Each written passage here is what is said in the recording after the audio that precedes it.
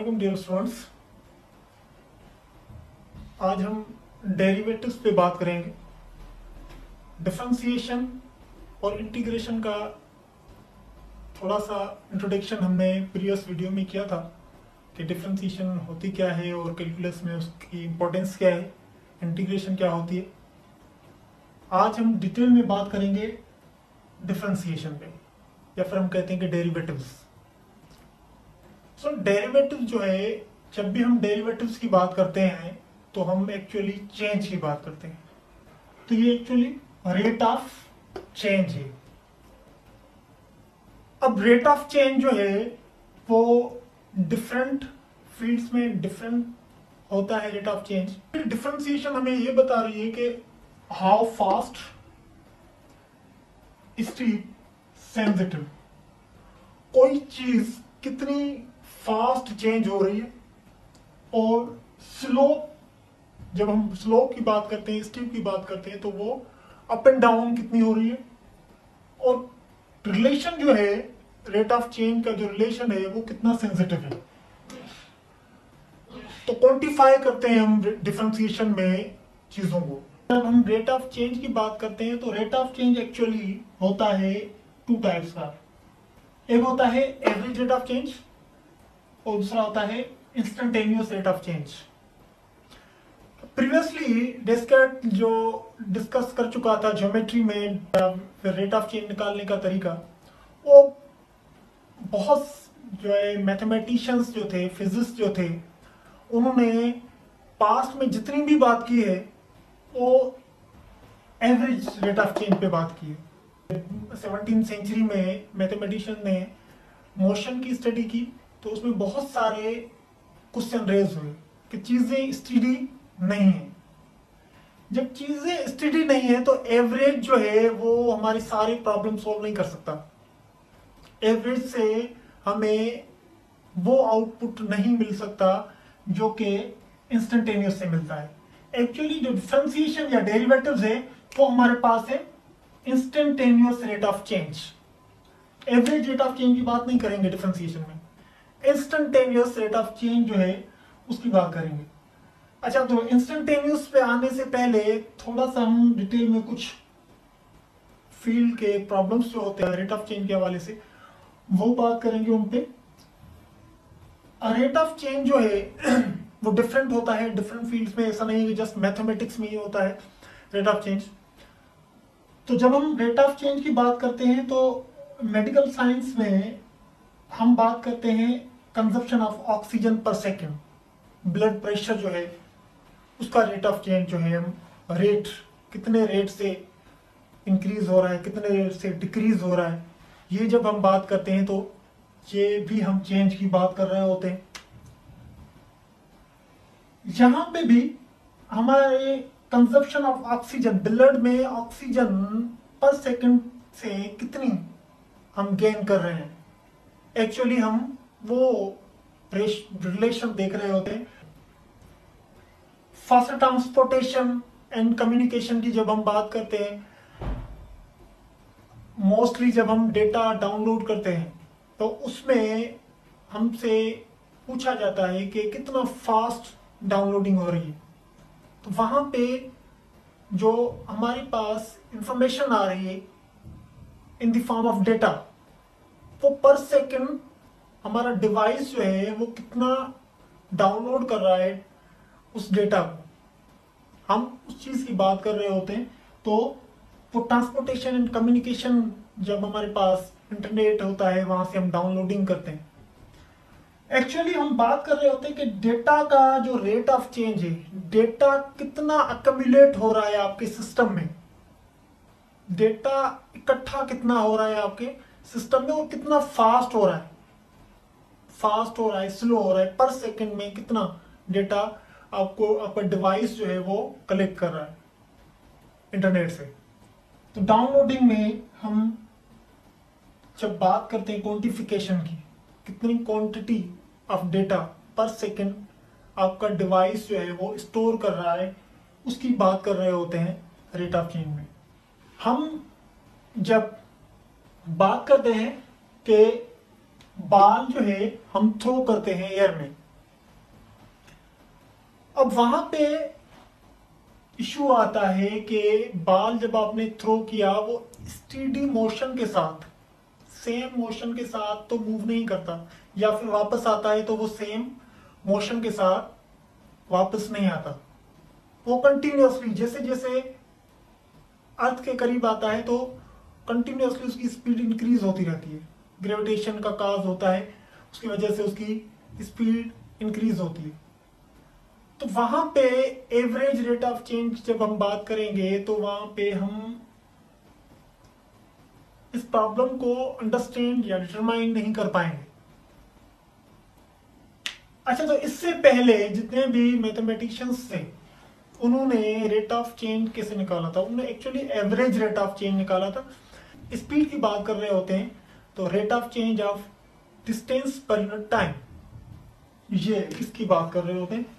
तो वहां पे आपको दो डिस्टेंसेस चाहिए होते हैं। एक इनिशियल पॉइंट जहां से आपने जर्नी स्टार्ट की, और एक वो पॉइंट जहां पे आप पहुंचे जो आपकी डेस्टिनी है। और उसके बाद जब आपने ट्रेवलिंग स्टार्ट की, उस टाइम, उस इंस्टेंट पे आपका टाइम क्या था, और जब आप पहुंचे तब टाइम क्या था। तो आपको एवरेज निकालने के लिए दो टाइम पीरियड की जरूरत होती है। और इसमें एक बहुत बड़ा ड्रॉबैक ये भी आता है कि आइदर जब आप ट्रेवल करते हैं तो आप क्या सेम स्पीड से ट्रेवल करते हैं कंटिन्यूअसली।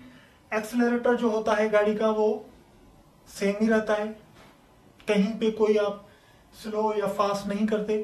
तो हम ऑब्वियसली हम करते हैं, चीजें फास्ट भी होती हैं, स्लो भी होती हैं।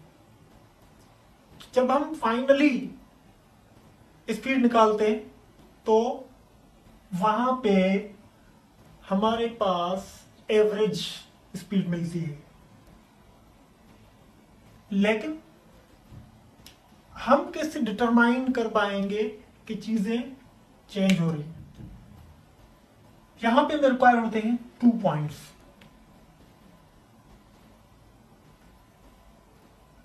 हम अगर इस इशू की बात करें कि कोई बंदा जा रहा है, किसी पॉइंट से निकला और कहीं पे जाके अपने मंजिल पे पहुंचने से पहले उसका एक्सीडेंट हो जाता है। अब जब हम एक्सीडेंट की बात सुनते हैं तो एक्चुअली फर्स्ट क्वेश्चन रेज होता है हमारे माइंड में कि जो बंदा ड्राइवर उसमें था या फिर जो ड्राइव कर रहा था वो कितना एक्सीडेंट से अफेक्ट हुआ होगा, कैसे पता चलता है? या फिर वो गाड़ी जो है वो कितनी डैमेज हुई होगी। एवरेज रेट ऑफ चेंज से हमें पता नहीं चलता। उस टाइम पे हम ये देखते हैं कि आइदर गाड़ी की स्पीड पे डिपेंड करता है कि वो ड्राइवर जो है अफेक्टेड कितना है,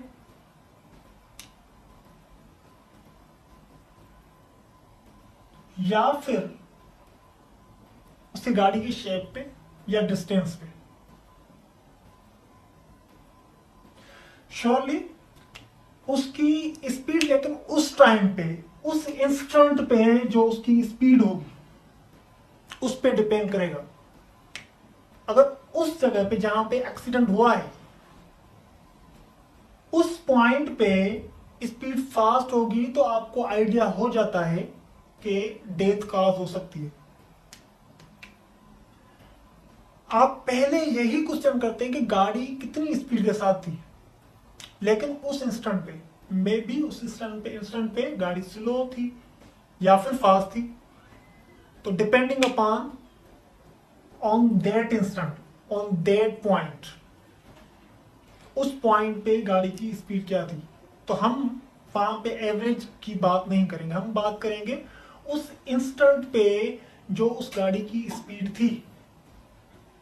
तो actually instantaneous rate of change निकालना बहुत ही बड़ा इशू था। 16वीं सेंचुरी में न्यूटन और लेबनीज ने अब डिफरेंट आइडियाज है, 16th सेंचुरी में डिफरेंशिएशन जो है इंट्रोड्यूस हुई थी, लेकिन लेबनीज की जब बात करते हैं तो वो 1673 है बुक्स में, 1673 फॉर लेबनीज। न्यूटन ने जब काम किया था 16th सेंचुरी में, तो इन्होंने थोड़ा बहुत आइडिया लगा लिया था कि हमें हर रेट ऑफ चेंज के लिए एवरेज की जरूरत नहीं होती, इंपॉर्टेंट तो होता है इंस्टेंटेनियस रेट ऑफ चेंज। उस इंस्टेंट पे ऑब्जेक्ट्स चेंज होते रहते हैं, ऑब्जेक्ट्स अपनी स्पीड चेंज करते हैं, ऑब्जेक्ट अपने रिलेशन में जो रेट ऑफ चेंज आता है वो चेंज करते रहते हैं। हमें कैसे पता चलता है कि लेट सपोज मुझे यहां से थोड़ी देर के लिए हम अगर भूल जाएं कि स्पीड नाम का कोई कॉन्सेप्ट था, लेफ्ट कर दे इस कॉन्सेप्ट को कि स्पीड जो है, अभी तक स्पीड का कोई कॉन्सेप्ट नहीं था, उस टाइम पे हमें कैसे पता चलता था कि अगर यहां से हमें अपने ऑफिस के लिए ट्रेवल करना है तो कितनी देर में पहुंचेंगे। ये क्वेश्चन जो है एक्चुअली हम सोचते नहीं है, लेकिन बहुत बड़ा क्वेश्चन है कि जब हमारे पास स्पीड का कॉन्सेप्ट नहीं था तो उस टाइम पे हमें कैसे पता चलता था कि हम एक पॉइंट से point A to point B कितनी देर में पहुंचेंगे।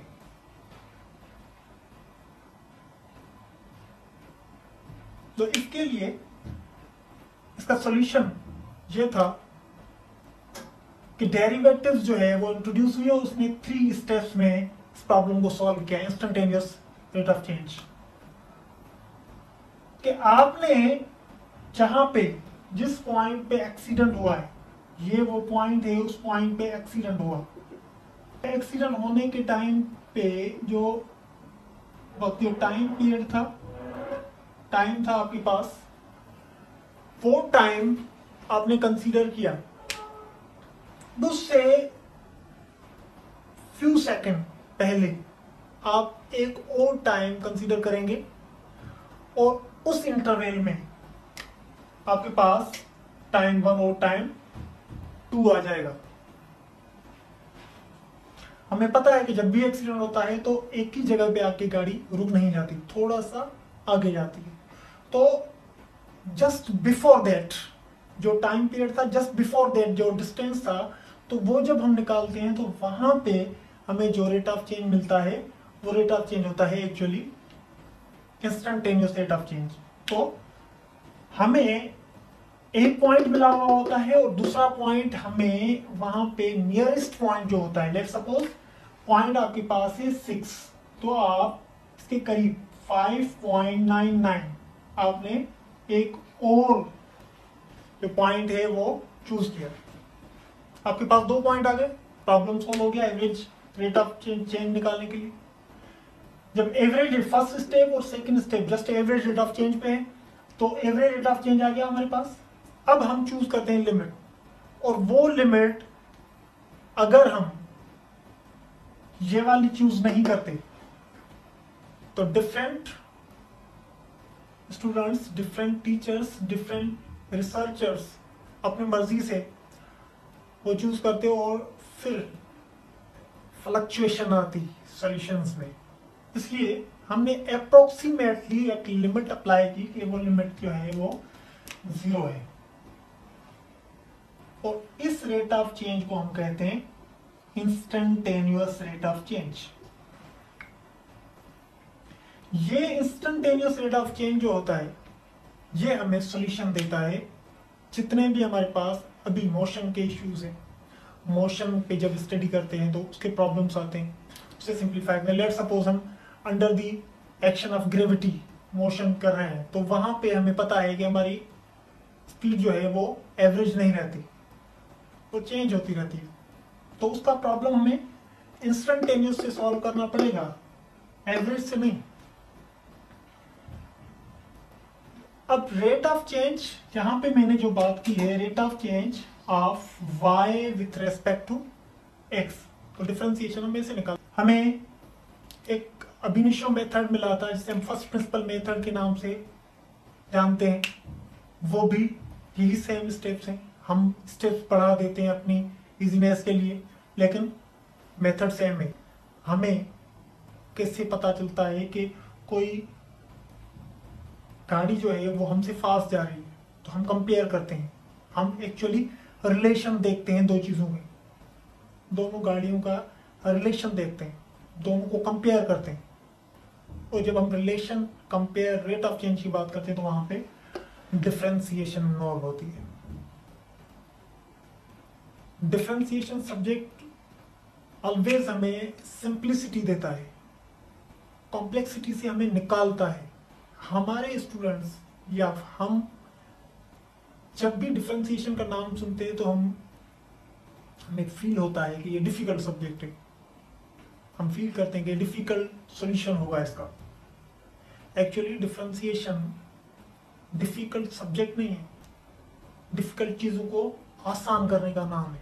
अब हम एक प्रॉब्लम सॉल्व करते हैं रिलेटेड टू डिफरेंशिएशन। पहला स्टेप हमारा जो होता है, small change with respect to variable। Left hand side पे हमारे पास वेरिएबल है y, तो हम उसमें स्मॉल चेंज डेल्टा से शो करते हैं। Delta y is equals to, और यहाँ पे राइट हैंड साइड पे x है तो x plus delta x whole square. Second step, यहाँ पे फंक्शन जो है वो आप राइट हैंड साइड पे लेके जाएं। Delta y is equals to x plus delta x whole square minus y। ये हमारे पास सेकेंड स्टेप आया। अब देखो y किसके इक्वल है, एक्स स्क्वायर के, तो जहां पे y है वहां पे हम एक्स स्क्वायर अप्लाई करेंगे। Delta y is equals to x plus delta x whole square minus x square. इसे सिंप्लीफाई करते हैं। Delta y is equals to a plus b whole square के फॉर्म में से x square plus 2x delta x plus delta x whole square minus x square हमने same रखा। जब हम सिंप्लीफाई करेंगे तो एक्स स्क्वायर से कैंसिल हो जाएगा, हमारे पास बाकी जो वैल्यू बचेगी delta y is equals to 2x delta x plus delta x square. पूरी इक्वेशन को डेल्टा एक्स से डिवाइड कर देते हैं। Delta y upon delta, third step 2x del x upon del x plus del x square upon del x. ये delta x से cancel, ये delta x इस डेल्टा एक्स से कैंसिल, तो बाकी यहाँ पे हमारे पास वैल्यू बची delta y upon delta x is equals to 2x plus delta x. अब जो हमें स्टेप यूज करना है वो वहां पे हमने थ्योरेटिकल पढ़ा था कि हम अप्रोक्सीमेट लिमिट अप्लाई करते हैं नियर टू द पॉइंट, वो है delta x tends to 0। Limit del x tends to 0 delta y upon delta x is equals to 2x plus limit del x tends to 0, जहां पे delta x रखा। ये हमने same रखा, limit delta x tends to 0 delta y upon delta x और इस function में delta x है ही नहीं, तो 2x हमारे पास सेम रहा, प्लस यहाँ पे डेल्टा एक्स की जगह पे हम 0 अप्लाई करेंगे, तो हमारे पास जो सोल्यूशन आएगा वो आएगा delta y upon delta x is equals to 2x। ये हमें बता रहा है कि y चेंज हो रहा है, y चेंजेस, y चेंज होगा, जब x चेंज होगा तो y भी चेंज होगा। ये जो हमने प्रिंसिपल पढ़ा है इसे हम कहते हैं फर्स्ट प्रिंसिपल मेथड या फिर अब इनिशियो। इसके बाद ऑर्डिनरी मेथड भी है। ऑर्डिनरी मेथड जो है वो हम जब एक्सरसाइज सिंप्लीफाई करेंगे तो उसमें आप इजीली समझ जाएंगे, वो इससे शॉर्ट भी है और फास्ट भी है। तो हमें जस्ट देखना है रेट ऑफ चेंज। तो रेट ऑफ चेंज देखने के लिए हमारे पास हमने अभी जो डिस्कस की थी थ्योरी जो है मेथड था, तो इसीलिए मैंने यहाँ पे एक एग्जाम्पल की तौर पे सिंप्लीफाई किया है। बाकी प्रॉब्लम इंशाल्लाह हम एक्सरसाइज में सॉल्व करेंगे।